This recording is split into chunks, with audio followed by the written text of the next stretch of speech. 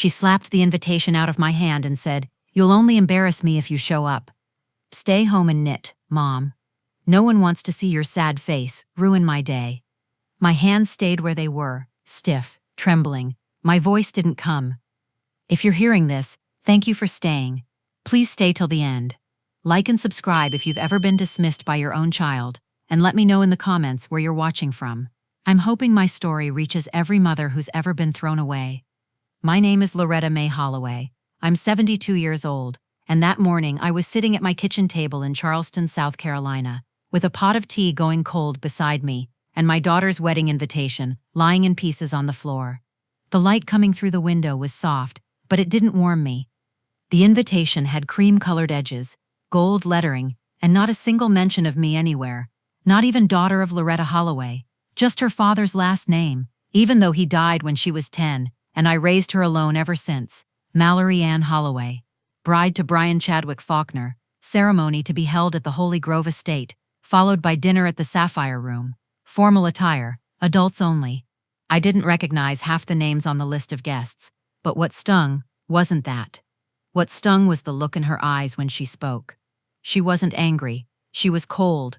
Like I was an inconvenience, she was finally brushing off her shoulder. I remember when she was little and scraped her knee. She used to run to me, crying, "Mama, kiss it." I used to think love like that couldn't disappear. But it doesn't disappear. It turns. I got up and swept the invitation into the trash like it was nothing. Then I sat back down and held my teacup. My hand was shaking, and I hated that it showed.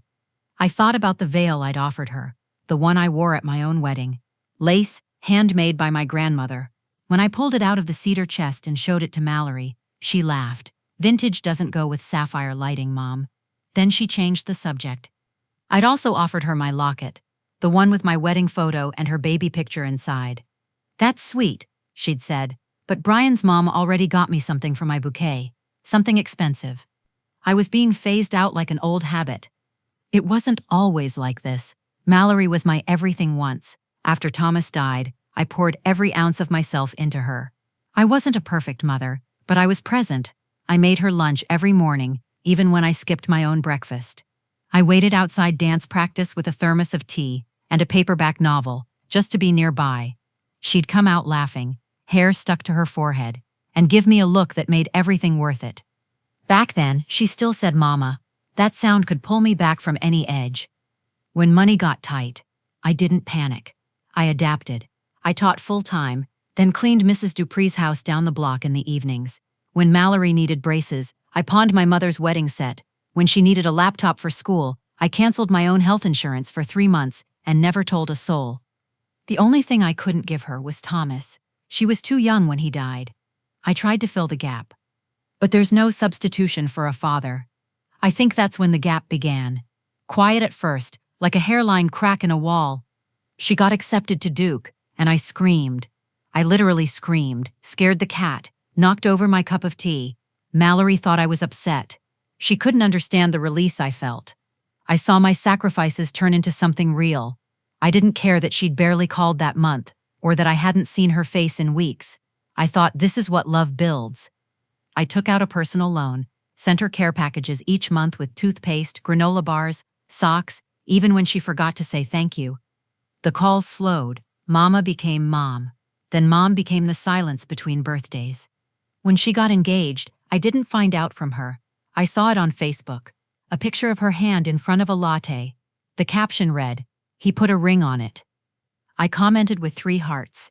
She didn't reply. Later, I got a text with a blurry photo of the ring. "No, can you believe it? No, you're going to love him." Just a text. His name was Brian. He was clean-cut, overly polite, and something in his eyes always looked past me. The first time we met, he shook my hand like I was a realtor. He called me Loretta to my face.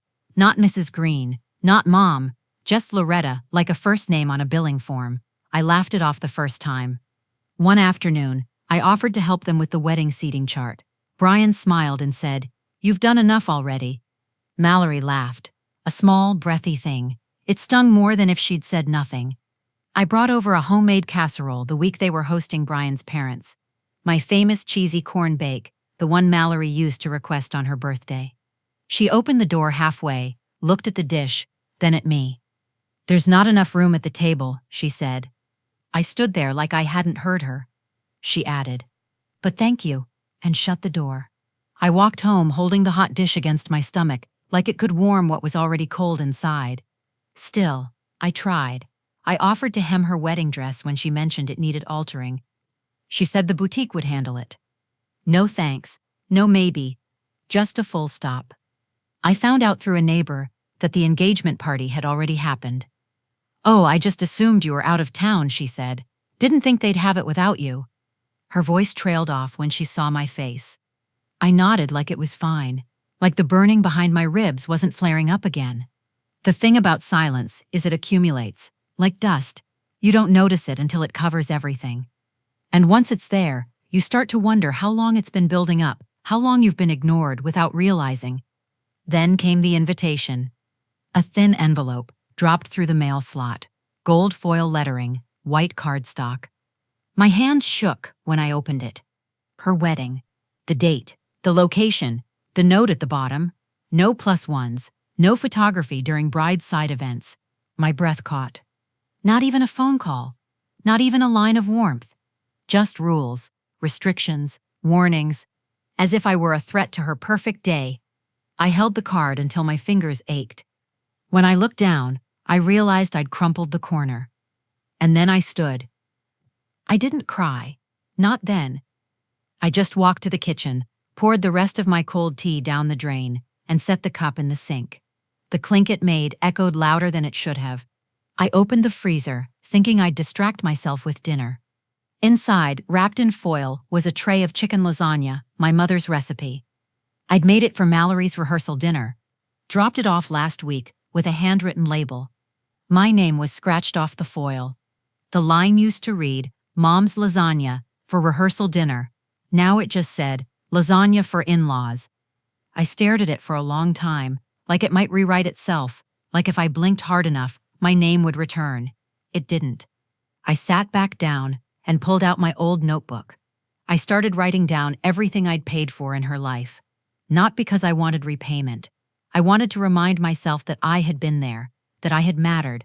Preschool tuition, $2,100. Orthodontics, $5,000. First car down payment, $2,000. College tuition, partial, $18,000. Rent support first year postgrad, $4,500. Wedding fund gift, $3,000. Child care support, $7 Tomport. Winnenbacher's plan, and on it went. I flipped the page and started a second list. Things she'd said to me in the past year. Don't show up if you're just going to criticize. It's my wedding, not yours. Brian's mom knows more about flowers than you do. You're just not very fun anymore. You wouldn't understand our vision. You'll only embarrass me. I tore the page out and folded it in half.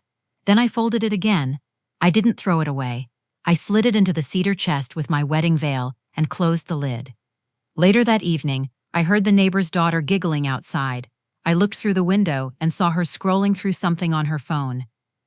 "Your house looks so cute in these," she said when I opened the door. "They did a bridal shoot in your backyard? Did you see it?" My backyard, my roses, the old swing Thomas built, used like a backdrop. "No," I said, "I haven't seen them." She showed me one. Mallory, glowing, in front of my rose trellis. The caption read, "Borrowed beauty for a perfect day." I shut the door gently and leaned against it. My knees were weak. I slid down until I was sitting on the floor, staring at the wood grain. I wasn't even on the guest list. I remember the night Mallory called me, crying about her tuition. It was her second year, and the scholarship had run out. She didn't ask for help. She just said, "I don't know what I'm gonna do, Mom. I might have to drop out." I told her, "We'll figure it out." I didn't tell her I remortgaged the house 2 days later. I just mailed her a cashier's check and told her the school must have made a mistake. She never asked where the money came from. She just said, "Thanks. That really saved me," and got back to studying. I was proud of her. I used to sit up at night and look through her high school yearbooks, running my fingers over the photos like I was still there. She had a bright smile. Her teachers used to say she had spark. That spark burned a lot of things along the way. Years later, when she had her first son, I was in the hospital room with her. I held her hand through the contractions. She squeezed so hard, I thought my fingers would break, but I didn't let go. Brian was on his phone most of the time. I remember that when she needed to fly to New York for a business trip and her sitter canceled last minute, she called in a panic. I had gallbladder surgery scheduled that week. I postponed it. She never asked if that was okay. She just said, "Thank God. I knew you'd help." I spent 5 days sleeping on her couch with a heating pad on my side, while watching cartoons and making sure her toddler didn't stick a fork in the outlet. When she got home, she kissed her son's head, thanked me, then said she needed to get ready for a dinner with Brian's boss. She didn't ask how I was feeling. The surgery happened 3 weeks later. I took a cab alone to the hospital. No one came to pick me up after. I told myself it was just how life moved. Kids got busy, priorities shifted. I was old-fashioned. I wasn't supposed to understand. But something changed after the engagement. Mallory stopped talking to me like I was her mother and started talking like I was her responsibility, like I was a soft spot in her life. She had to cover up. She called me one morning and said, "Mom, we're having the shower at Sophie's. It's just easier. Her place has a bigger kitchen." I said, I understood. I asked if she needed help with food. She said, "No, Brian's mom is handling it. She's got a caterer." I made cookies anyway. 3 dozen. Sugar and almond, her favorite since she was 8. I wrapped them with lace ribbon and took them over, thinking maybe they'd use them as party favors. I rang the bell, but no one answered. The cars were already parked halfway down the block. I left the cookies on the porch with a small card. Later that night, I checked her Instagram. There were 23 photos from the party. I counted. Everyone was smiling. Everyone looked perfect. My cookies weren't in a single frame. The next day, I ran into Sophie's mother at the grocery store. She said, "Oh, I didn't see you at the shower. I thought maybe you had the flu or something." I smiled. I said yes, something like that. That night, I pulled out the old VHS tapes. They were dusty, shoved behind a stack of board games I hadn't touched in years. I dug out the player from the attic. It still worked. I sat in the dark and watched her 4th birthday party, the one with the clown who made balloon dogs and the cake shaped like a castle. She was wearing a crown. She ran up to me in the video, wrapped her arms around my legs, and said, "You're my best girl, Mama."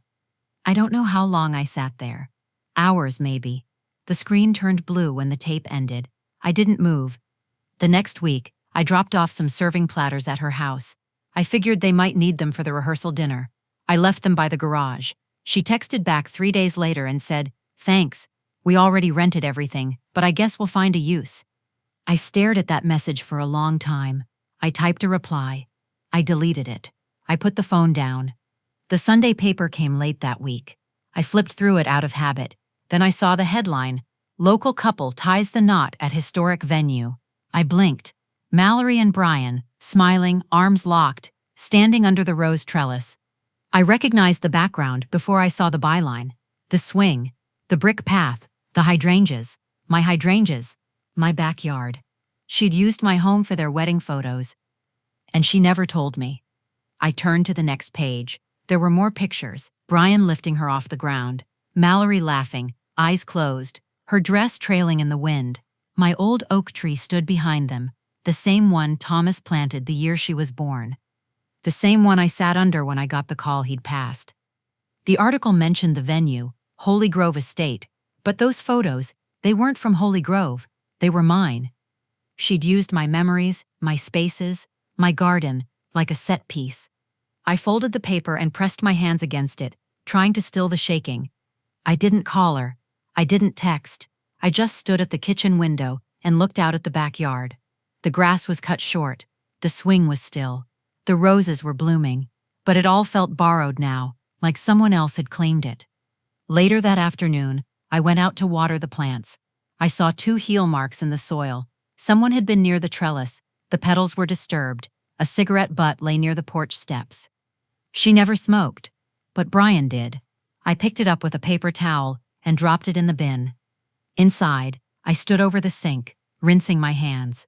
The cold water helped. My face was warm, too warm. I looked down and saw that the dish towel had the word Mom stitched into the corner. A gift from Mallory when she was 10. I wrung it out and hung it to dry. My daughter had a whole life. She didn't want me in, but she still wanted the pieces I gave her.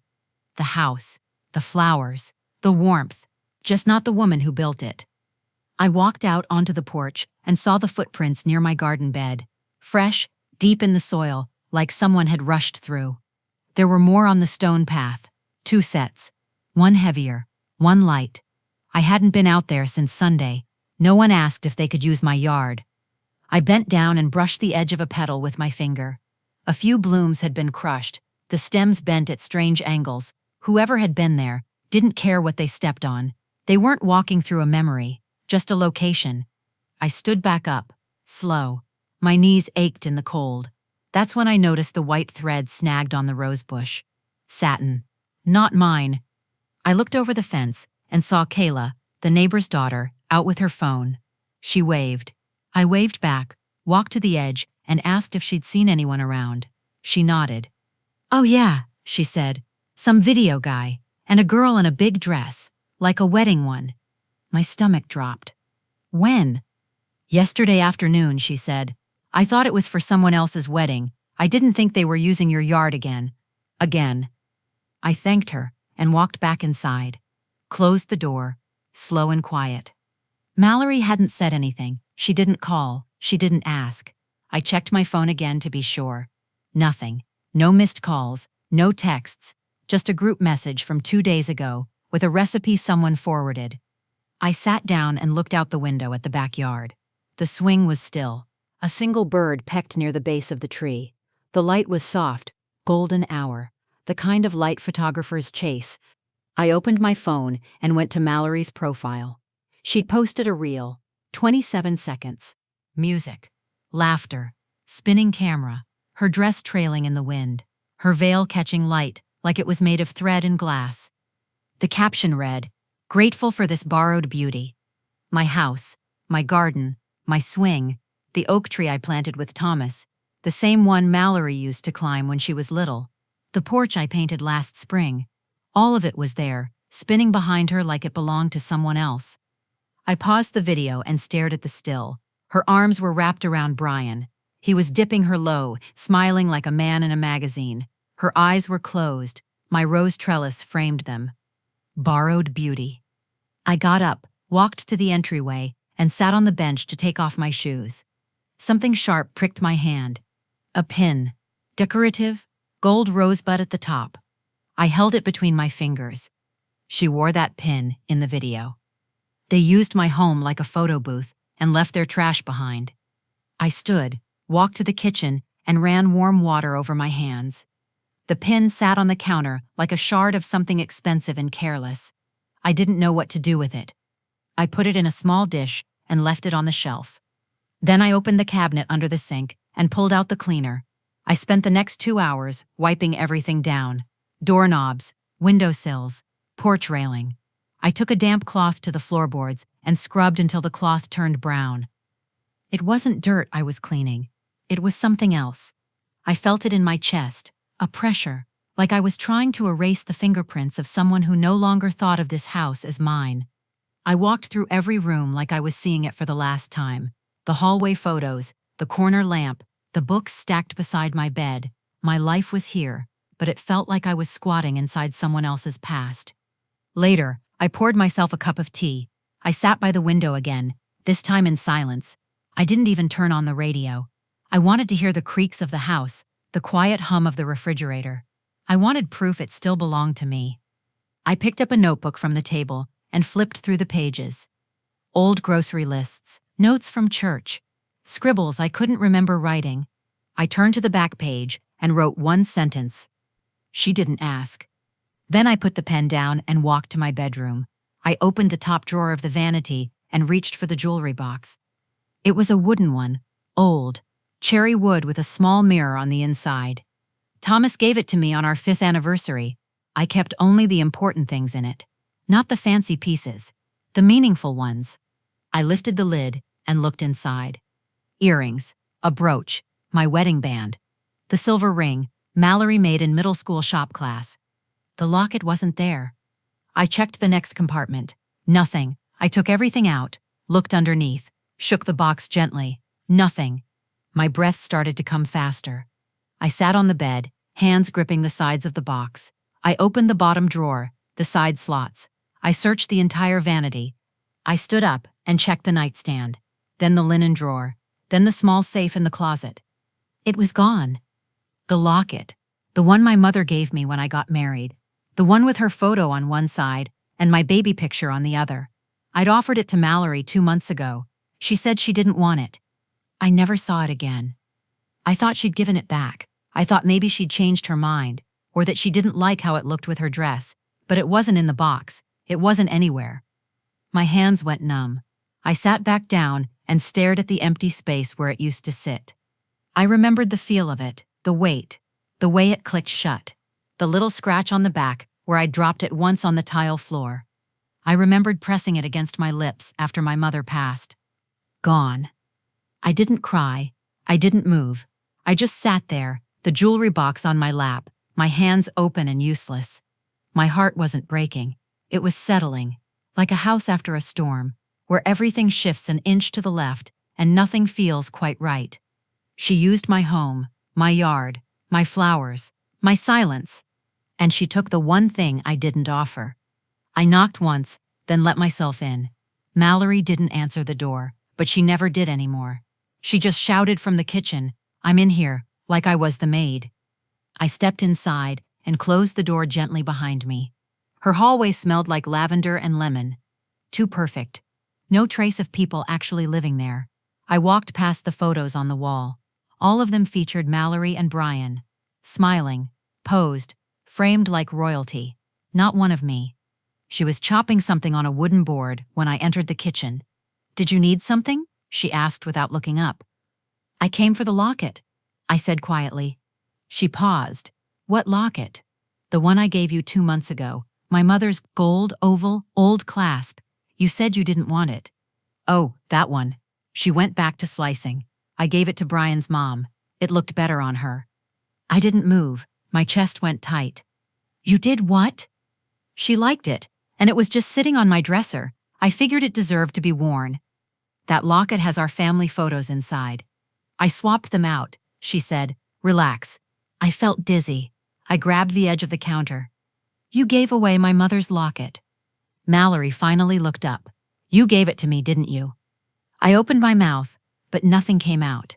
I had offered it, as a gesture, a piece of history, not to be discarded like a cheap brooch. She sighed. "You're making this dramatic." Before I could respond, Brian walked in holding their youngest. He nodded at me, then turned to Mallory. "Everything okay in here?" he asked, shifting the baby on his hip. "Test, we're fine," Mallory said. "Mom's just feeling a little emotional about a necklace." Brian smiled. Not kind, not warm. "You know, Loretta, I've been meaning to say something. You've seemed off lately." I stared at him. "Off?" "Just, you seem overwhelmed. Maybe spending less time around the boys would help you rest. We've noticed they get a little anxious when things get tense." Mallory didn't say anything. She just kept cutting, slower now. He said it like he was helping me, like I was the problem, like I was a leaking pipe they didn't want to replace, but didn't want dripping either. I straightened up. I raised her alone. I fed her with food I didn't eat. I paid for her school with money I didn't have. Brian tilted his head like he was trying to read small print. "That was then," Mallory said, still not looking at me. "Things change." She said it like I was clinging to a past that embarrassed her. I turned and left without another word. My hands were shaking as I closed the front door behind me. I didn't slam it. I didn't cry. I just walked to my car and sat there in silence for several minutes before starting the engine. When I got home, I didn't make tea. I didn't take off my shoes. I walked straight to the den and pulled out the same notebook I'd been using the past few weeks. I flipped to a clean page. I titled the top, "What I Paid For." I wrote each item slowly, carefully, one line at a time. Preschool tuition, $3,400. Braces, $6,200. First used car, $2,700. College tuition, books, housing, $28,000. First apartment deposit, $1,500. Baby supplies, $4,300. Daycare support, $6,000. Wedding fund $3,000. Groceries and utility coverage during COVID. 5. Legal help after her fender bender. 1,200. Laptop replacement. 800. Flight to California when her son was sick. $450. I kept going until the list took up 2 pages. Then I flipped the sheet and wrote the next heading. What I got back. The page stayed blank. I stared at the empty space. I tapped the pen against the edge of the paper. My fingers were tight. My jaw ached from clenching it. I wasn't angry. Not exactly. I was something colder. I sat back and thought about how often I'd said yes when I wanted to say no. How many times I offered before being asked. How often I showed up hoping it would be the time she saw me again, not as a burden, not as a walking receipt, but as her mother. But I didn't exist in her world anymore. Not as a person, only as a function. Free childcare, old family objects, a house to borrow for photo shoots. I closed the notebook and set it aside. The house was quiet. I could hear the hum of the fridge and the ticking of the old clock in the hallway. I got up and walked to the window. The garden looked tidy. The porch lights flickered on as the sun started to sink. I pressed my hand against the glass and whispered, "She gave away my mother." The locket wasn't just jewelry. It was a keepsake from a woman who scrubbed floors and baked cornbread and carried me through winters without heat.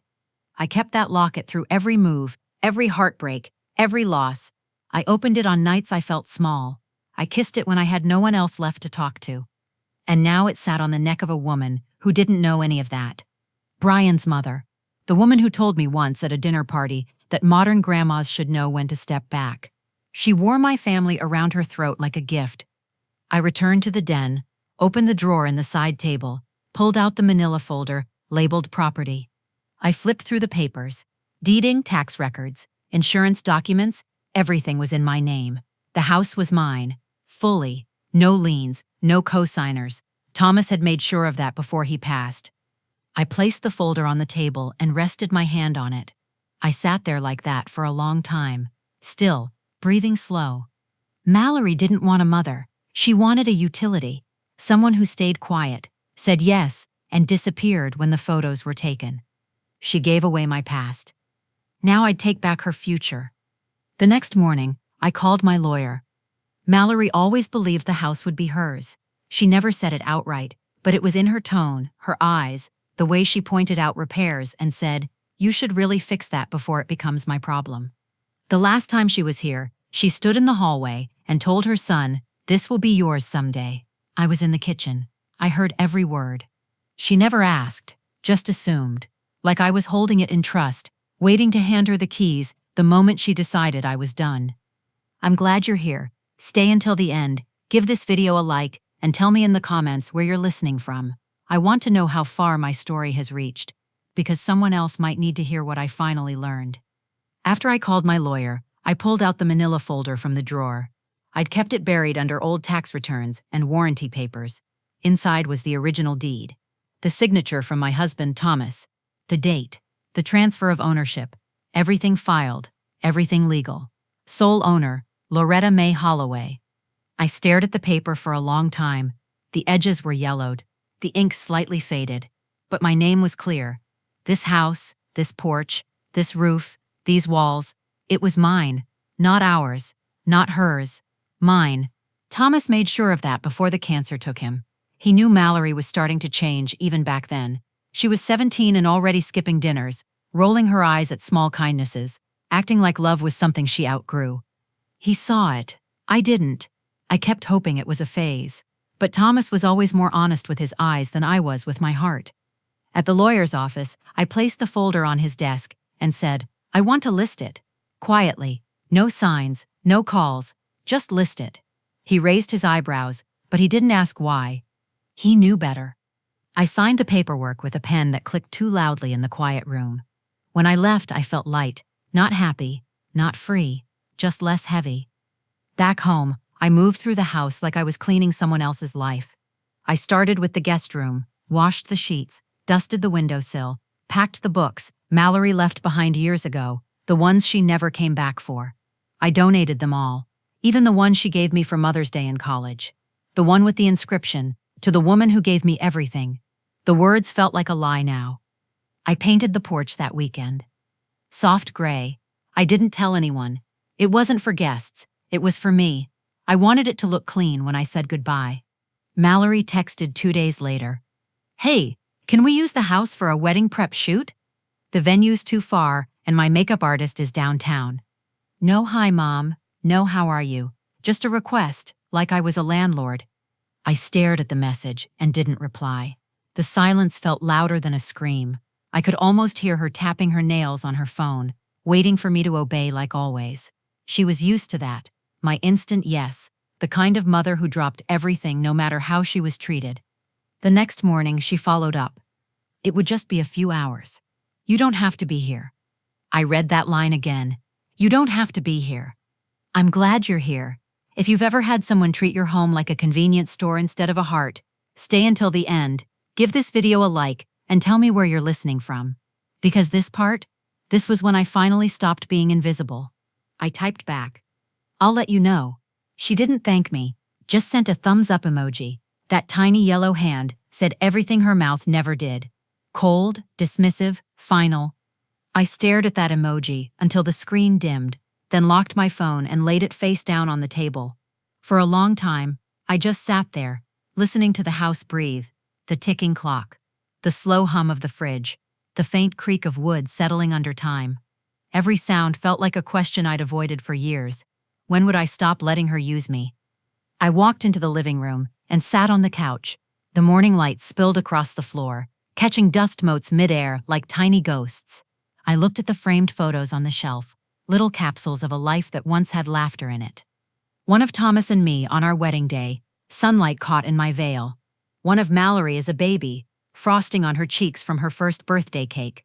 One of all three of us at the beach, her tiny hands clutching a plastic shovel, waves behind us frozen mid-crest. I picked up the last one and turned it around. I couldn't bear the smile. It wasn't the smile itself, it was what came after it. The way time twisted it. The way love turned into something that didn't see me anymore. That afternoon, the phone rang. I didn't expect it, so the sound made me jump. I answered on the third ring.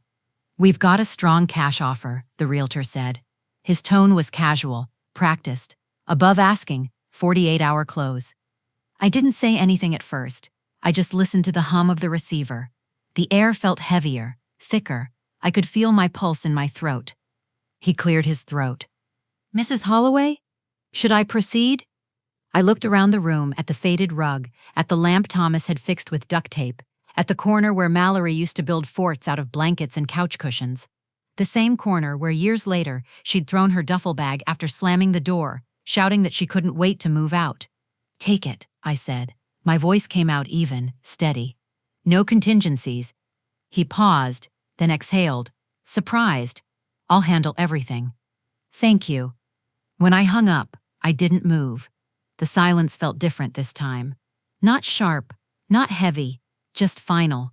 The kind of silence that happens right after a storm passes, when everything broken has already fallen. The clock ticked on the wall. The fridge hummed. Outside, a dog barked down the street. Normal sounds, but inside, it was just me and the weight of an ending I had chosen. I sat there, feeling the chair press into my back. For years, this house had been my proof of stability, of effort, of motherhood. Every nail, every wall, every patch of chipped paint was a receipt for a sacrifice. I'd scrubbed floors with a broken wrist once, because Mallory had friends coming over, and I didn't want her embarrassed. I'd worked overtime to buy the floral curtains she said made the place less depressing. Now the curtains hung limp in the sunlight, fading into a color that didn't matter anymore. The house wasn't just walls and floors, it was memory stitched into wood. It was the smell of cinnamon rolls on Christmas morning, the kind Thomas used to burn because he'd get distracted singing carols off-key. It was the sound of his laugh bouncing through the kitchen when I'd scold him for it. It was the echo of Mallory's tiny feet racing down the hallway when she was little, pajama pants sliding on the hardwood, curls flying behind her, shouting, "Catch me, Mama." I could still hear it if I closed my eyes. That echo used to comfort me. Now it haunted me. Every sound in this house used to mean something. Now it only reminded me that time had kept moving, even when I didn't. I stood up and walked to the kitchen. The afternoon sun had shifted. It painted the counter golden. I could almost see Thomas sitting there, reading the newspaper, smirking at the crossword. I could almost see the younger me beside him, pouring coffee, hopeful about everything that was still ahead. The phone buzzed again. Another text from Mallory. "Hey, did you decide? The videographer just needs a few shots. Promise it won't be a big deal." I stared at the screen for a long time, then typed one word. "No." The dots appeared, her typing, then nothing. The message bubble vanished. I put the phone down and walked to the window. Outside, the for sale sign swayed in the wind. I watched it move back and forth, creaking faintly. Then the wind stopped, and so did the sound. I realized something in that stillness. This house had stopped belonging to me a long time ago, the day Mallory stopped coming home as a daughter and started visiting like a guest. I just hadn't accepted it yet. Now I had. I ran my hand along the wall, tracing the paint chips, the pencil marks where we once measured her height every birthday. I could still see the faint line where she'd written her own name crookedly in blue crayon. I left it there, never painted over it. I took one last look around the living room, at the couch, the shelf, the light hitting the floor just right.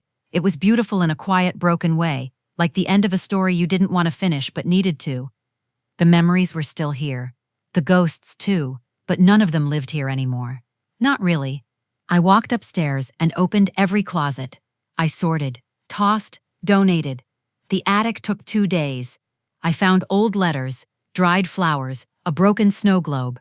I let most of it go. Each room felt cleaner after, lighter, like the air could finally move through. 2 days later, Mallory texted again. "Hey, when can we come by? Photographer needs to know." I didn't answer. I didn't owe her anything. Not anymore. I made tea and sat on the porch. The paint had dried smooth. My hands were sore, but I liked the ache. It reminded me I still had strength left. Mallory called that evening. I let it ring. No voicemail. She messaged instead. "Did I do something?" I didn't reply. The next day, the realtor sent over the final contract. I signed it, scanned it, sent it back. It was done. The house was sold. The keys would pass in a week. I hadn't told Mallory. I didn't need to. The house was mine, and now it wouldn't be hers. I walked through the rooms one last time, ran my fingers along the windowsills, stood in the kitchen where I used to make her grilled cheese, sat on the bed where Thomas used to read beside me. Then I packed a small suitcase and booked a room at the inn down the street. I wanted to be gone before she found out. The next morning, the realtor messaged me a photo of the sold sign in the yard. I stared at it for a long time. Mallory would see it soon. She'd drive by or get a call or try to show up for her wedding shoot and find strangers moving boxes. And for the first time in years, I didn't feel scared of her reaction. I felt nothing at all. She didn't knock. She just pushed the door open and came in like she still had a key. "Are you out of your mind?" Mallory shouted. "There's a sold sign in front of the house." I looked up from the kitchen table. The teapot was whistling. I didn't rush to turn it off. "You can't sell my childhood, Mom," she said. "This house is mine." I stood slowly and reached for the cups. My hand didn't shake. Not anymore. "I'm glad you're here. Stay until the end, give this video a like, and tell me in the comments where you're listening from. Because if you've ever had to defend what you built from the ones you built it for, you'll understand what I'm about to say." I set the cups down, one in front of me, one in front of her. She didn't sit. A man stepped in behind her. He looked around, confused. Early 30s, polo shirt, holding a clipboard. "Mrs. Holloway?" he asked. I nodded. "You must be from Mayfield Realty." "Yes, ma'am. We spoke on the phone." Mallory turned to him, furious.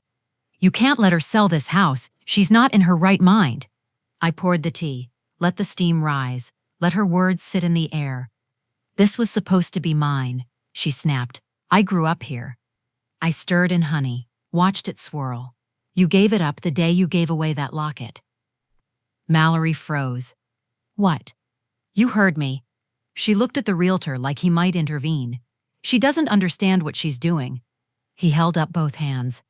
"I'm just here to confirm key handoff and document pickup. Everything is signed." She turned back to me. "You said this house would stay in the family. You stopped being family when you stopped acting like one." "You don't mean that." "I do." "You're seriously doing this? Selling it out from under me?" I stood, walked to the drawer, pulled out the deed, and laid it on the table. Sole owner, I said. Signed by Thomas Holloway in 2004. Recorded, witnessed, legal. Mallory's eyes scanned the paper. Her lip trembled. But you always said. You assumed, I said. There's a difference. She sank into the chair across from me. No more shouting. Just silence. I planned my wedding around this house, she whispered. I planned my life around your happiness. That didn't stop you. The realtor cleared his throat. Uncomfortable. Should I come back? No, I said. You can stay. Mallory looked up. You don't even care what this does to me. I cared for 34 years. This is the first thing I've done for myself. She put her head in her hands. Her voice cracked. You're punishing me. I'm protecting myself. From me? Yes. She looked up at me. There were tears now. Real ones. I didn't think you'd actually go through with it, she said. You never think I'll go through with anything. That's how we got here. The room went quiet. The sound of a truck engine rolled down the street. The realtor glanced outside. That'll be the movers. Mallory turned her head sharply. Movers? I walked to the window and pulled the curtain aside.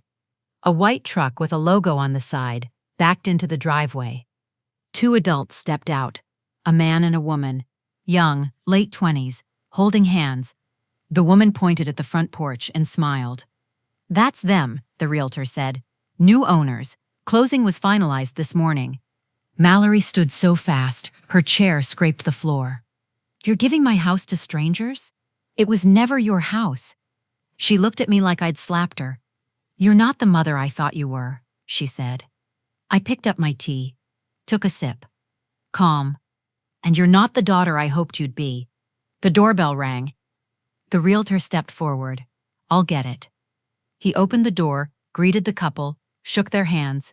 They looked past him, into the house, at me.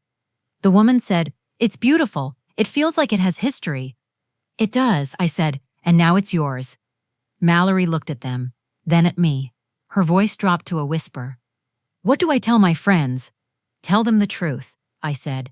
You lost something you thought you'd never have to earn. She didn't reply. The couple stepped inside. The man smiled. We brought cookies, just something to say thank you. I nodded, took the tin. Mallory turned and walked out the front door. She didn't slam it, just left it open behind her. I stood there for a moment, looking at the spot she used to color in with crayons. Then I closed the door myself. And for the first time in years, it stayed shut. It came in an email. No envelope, no handwritten card, no call, just an Evite with stock flowers around the border and a timer counting down the days. Mallory Holloway and Brian Faulkner cordially invite you to their wedding celebration. No +1s, no photos of the bride's side. I sat there and stared at the screen. I read that line again. No photos of the bride's side. I'm glad you're here. Stay until the end, give this video a like, and tell me in the comments where you're listening from. Because if you've ever felt erased by your own child, you'll understand why I never clicked RSVP. I didn't write back. I didn't ask for an explanation. I didn't need one. I closed the laptop and went to my room, pulled out the cedar box at the back of the closet. Inside was my wedding photo, black and white, slightly faded, but still warm. Thomas in his uniform, me in lace, a real smile on my face, the kind of smile I hadn't worn in years. I looked at the picture for a long time, then slipped it into an envelope. I wrote one line on a card and sealed it inside. Your mother had a better wedding and a kinder heart. That night, I booked a cabin in Asheville, 2 hours away, one night only. I didn't want to be around when the music started echoing through the neighborhood. The morning of the wedding, I was already on the road. The sky was soft and gray, the kind that makes the trees look darker and the grass look richer. I packed light, just one bag. I left the house keys on the counter for the new family. I dropped the envelope in Mallory's mailbox on the way out. No note on the outside, no return address, just white paper and silence. By noon, I was sitting on the cabin's porch, wrapped in a quilt with a cup of tea. The air smelled like pine. I could hear a stream somewhere nearby. No phones, no noise, just me. I had driven through sunrise, not bothering with makeup or even brushing my hair. The roads were quiet, lined with trees that looked like they were shedding everything they'd ever carried. I liked that idea. Shedding, letting go, starting over. The cabin was old but solid. Thomas had found it on a fishing trip once and always said we should come back together. We never did.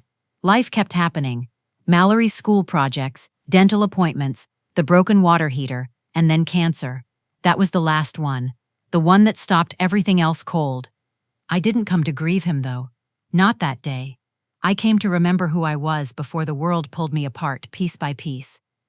I set my tea down and watched the steam dance away. I imagined the ceremony starting, the guests arriving, the violins playing. I imagined Mallory walking down the aisle without looking back. She'd be wearing the gown I never saw, the one I wasn't allowed to hem or even touch. Her hair would be pinned up, soft curls falling, just so done by someone with a brush I paid for, in a house I sold to make sure her new life was perfect. And I wondered who stood on her side, who fixed her train, who held her bouquet, who waited with a hug that she didn't deserve. Was it Brian's mother? Smug and proper, acting like she'd raised her herself? Was it one of those brittle bridesmaids with matching smiles and matching Instagram captions? I bet none of them knew how Mallory used to cry when her ice cream melted too fast, or how she made me reheat macaroni until it was cheesy enough 3 times in one night. I thought about the dress fittings I never got to see, the cake tastings I wasn't invited to, the guest list I never belonged to. My name was probably never even on it. I wondered if she explained me away as complicated or estranged, words people use when they want to make their cruelty sound elegant. I wondered if she stood up there in white lace while I sat in flannel, with tea stains on my sleeves and mud on my boots. But I didn't feel bitter. I felt free. Isn't that strange? After all those months of twisting myself into shapes she never cared to notice, after all the dinners reheated alone, after being told there wasn't room at the table I built, after every voicemail ignored and every smile met with silence, I felt peace. Let her have her wedding. Let her have her moment. I had something she never would. I had peace. Peace doesn't always show up like a sunrise. Sometimes it arrives quietly, like a friend who lets herself in without knocking and just sits beside you. No questions, no noise, just company. I stayed outside until the sun started to set. I read half a book and made soup from a box. I didn't cry. I didn't pace. I didn't wonder. I just let the day go by like wind through branches. It didn't fight me. It didn't ask anything of me. It just moved, and I moved with it. When the sky turned black, I walked down to the water and stood on the edge. I pulled out a small stone I'd taken from the garden that morning, the one Thomas used to rest his coffee mug on when we sat outside. It was smooth from years of weather and warmth. I ran my thumb over it, like a goodbye letter. All the things I'd carried, disappointment, guilt, hope, exhaustion, they all seemed to rest inside that little stone. I held it in my hand, kissed it once, and let it fall into the stream. Goodbye. I didn't watch it sink. I didn't need to. Some things are meant to be released without ceremony. The next morning, I woke early and drove home with the windows down. The roads were empty, the trees golden, the kind of morning that makes you feel like the world is starting over. It smelled like October, damp leaves, wood smoke, and the cold bite of winter waiting behind the hill. I took the long way back, driving through neighborhoods I hadn't seen in years. I passed the library where Mallory learned to read, the old coffee shop where Thomas used to wait for me after staff meetings with a cinnamon roll in hand. It didn't make me ache. It made me grateful for what was, for what I survived, for who I'd become. I made coffee and sat by the window. The house felt different. Still mine, but no longer heavy. The memories didn't press down anymore. They floated. Light danced on the walls. The silence didn't echo like it used to. It held me. At noon, my phone buzzed. A message from Claire Jacobs, an old friend of mine. She taught at the same school I did years ago. Our daughters used to do crafts together, before Mallory grew too cool for glue sticks and colored paper. The text said, she cried during the vows, not out of joy. The first rumor reached me through the church bake sale. 2 women whispering over a tray of lemon squares said Mallory's husband had canceled the joint investment her in-laws promised. They didn't notice I was standing behind them until one said my daughter's name. I pretended not to hear. I just kept slicing the pie and handed them a plate. Inside, my hands shook. I'm glad you're here. Stay until the end, give this video a like, and tell me in the comments where you're listening from, because this part of my story isn't about anger. It's about watching truth do the work for me. The lies Mallory told had started to unspool without my help. She'd always polished her childhood for people like Brian's family. She'd told them Thomas was a banker, not a mechanic. She'd said we lived in the historic district, not in a creaky house on the east side where rain came through the porch roof. She'd made her upbringing sound glossy, respectable, something she could show off at wine dinners. I never minded, not at first. I thought she was just embarrassed by the past. But now, the truth was crawling back up the hill she'd buried it under.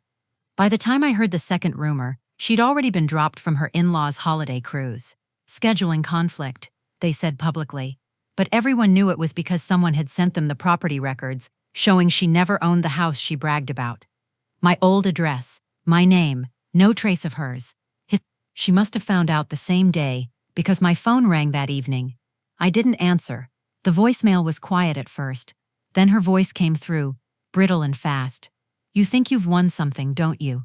You ruined everything. You're smiling somewhere right now, aren't you? I listened once, then deleted it. The next few weeks passed gently. I started volunteering at the library on Wednesdays. I shelved books in the children's section and helped older women fill out computer forms. It wasn't much, but it kept me steady. When I came home, I baked with the church ladies, bread on Tuesdays, pie on Thursdays. My kitchen smelled like cinnamon and quiet. For the first time in years, I slept through the night. Mallory, meanwhile, was unraveling. A friend from the congregation, who worked part-time at the courthouse, mentioned seeing a familiar name on new filings. Brian Faulkner versus Mallory Faulkner, petition for dissolution of marriage. Grounds, irreconcilable character differences. I thought I'd feel triumphant. I didn't. Just tired. That night, I sat by the window with a cup of tea. I remembered the first time she'd brought him home, how he'd shaken my hand with that half smile, already assessing me like a house he didn't plan to buy. I'd seen the future in his eyes, but I'd kept quiet for her sake. Sometimes love makes us choose silence when we should warn instead. Now silence was all I wanted. At the library the next day, I helped a little girl named Hannah sound out a sentence from a storybook. The girl went home, she said proudly. I smiled. That's right, I told her. She did. When I left that afternoon, the air outside smelled like fresh rain. The clouds were clearing. I walked slowly, watching the puddles reflect the sky. The world felt wide again. 2 days later, a neighbor texted me. Saw Mallory at the store. Alone. Looked rough. I didn't respond. I didn't need to know more. I'd already accepted that some lessons only come when there's nothing left to protect. A week passed. I spent my evenings sewing a new quilt. Patch by patch, each square came from something old. Thomas's shirts, my church apron, the hem of a dress I wore the day I brought Mallory home from the hospital. Every stitch felt like reclaiming a piece of my life she hadn't managed to take. Then came the final message. I was washing dishes when the phone buzzed. The screen flashed her name. I let it go to voicemail again. When the beep ended, her voice filled the quiet kitchen. I was wrong, she said softly. I just wanted to be seen. I dried my hands and stood there listening. The faucet dripped once, twice, then stopped. I didn't replay the message. I didn't call her back. For the first time, I felt no guilt, only peace. The voicemail ended with silence.